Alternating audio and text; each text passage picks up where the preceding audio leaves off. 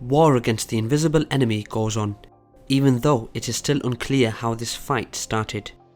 The United States and China keep accusing each other of deliberately creating the novel coronavirus in order to achieve their own geopolitical agendas. The US officials blame Chinese authorities for fabricating information related to the origin of COVID-19, while Beijing claims it was the US Army that brought the coronavirus to China.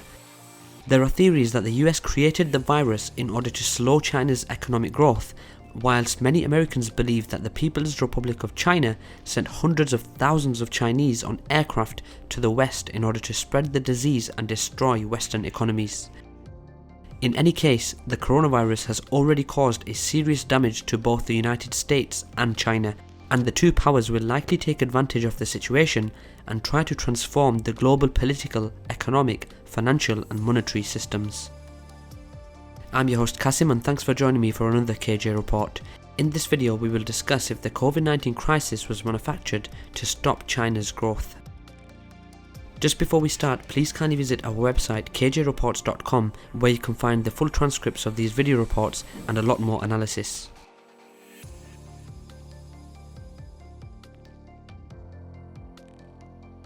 There are speculations that China may reduce the investment in US public debt in the coming months. This could be the way that Beijing responds to surging trade tensions and a war of words between the two largest economies over the origin of the coronavirus outbreak. If China immediately puts $1 trillion on the market, which is stored in US government bonds, this could trigger the collapse of the dollar and financial markets, which could also harm China, experts warn. However, it is not beneficial for anyone, especially in the era of trade wars.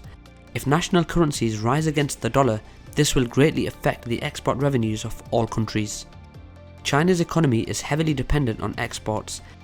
Any hope of a recovery is partially dependent on how quickly other world leaders are able to contain the virus and restart their economies. Reportedly, nearly 200 million jobs in China come from businesses connected to foreign trade. China's economic growth was already slowing before the COVID-19 pandemic as the government sought to reduce debt, and the US President Donald Trump targeted exporters in an unprecedented trade war. The coronavirus crisis may provide Beijing an opportunity to boost domestic consumption, thereby reducing its reliance on foreign demand. Chinese exports will struggle with global demand falling. However, there are indications that China's economy has started to recover. According to some reports, production at China's factories is growing for the first time since the coronavirus pandemic began. The industrial output increased 3.9% in April from a year ago, according to data released on Friday by the National Bureau of Statistics. Also, China started to buy large amounts of oil. According to Kazakhstan's Deputy Energy Minister Asad Maguov, the Central Asian state will increase its oil exports to neighbouring China by almost 4 times. He explained that the export of Kazakh oil to the European direction has become less attractive due to lower prices for raw materials, whilst the proposed price to China is higher. Therefore, requests from oil companies for the supply of their oil for export to China have increased dramatically, Magoyov said. Major crude oil importers such as China have been known to build their strategic reserves when prices are low. China has been building up its crude oil stockpile and went on a buying spree in the first quarter of this year. However, lack of natural resources is something that makes China quite vulnerable. In the short term, the Chinese economy may keep growing, although not nearly as much as it did before the COVID-19 pandemic. In the long term, once a new petrodollar system is established, China's access to oil can be rather limited.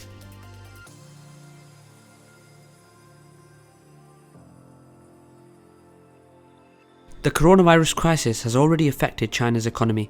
Accounting for migrant workers who could not travel to cities, job losses may have exceeded 50 million, and the real unemployment rate could have hit 12% in March, according to BNP Paribas. As many as 130 million people were reportedly either out of work or furloughed in the first quarter. Still, with an accumulated capital formation of almost $30 trillion and a foreign reserve of above $3 trillion, the country has considerable monetary power to weather any crisis. Also, in the near future, China cannot be replaced as the major global producer.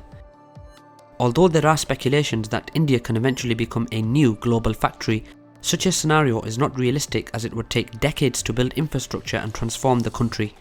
However, some US, European and Japanese producers can move from China to India and other developing countries, but that does not mean China will immediately stop being the world's second economy.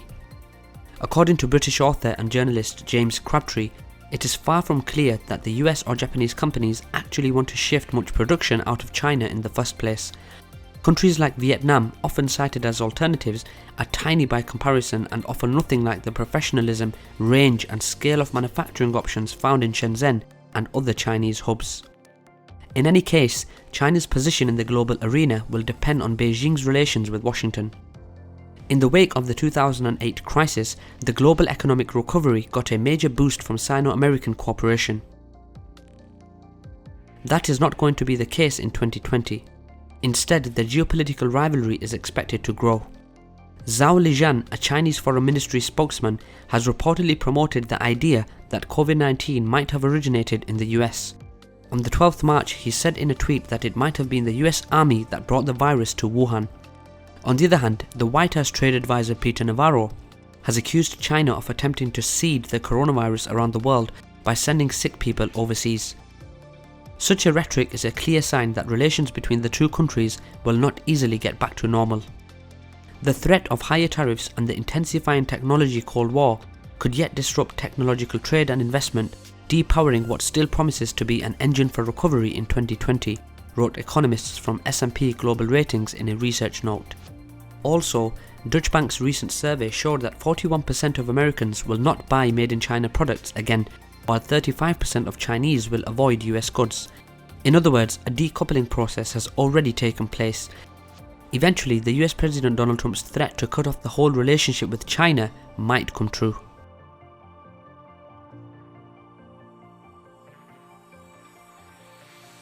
As James Crabtree points out, the longer the pandemic continues, the more likely it is that China-centric supply chains will be disrupted and refashioned.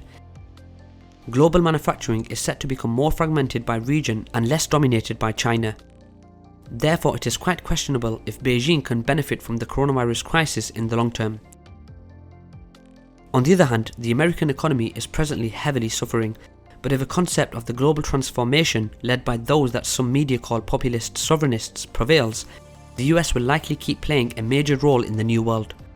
In any case, both Washington and Beijing will keep fighting to preserve their global positions, and the upcoming years will show what will be the final outcome of the war against the invisible enemy. That's all for today guys, thanks for watching another KJ Report. I hope you enjoyed this video and would love to hear your thoughts in the comments below. Please don't forget to visit our website kjreports.com and subscribe to our plan, which will give you unlimited access to all of our content and the full transcripts of these video reports. Thanks for watching again, and see you next time.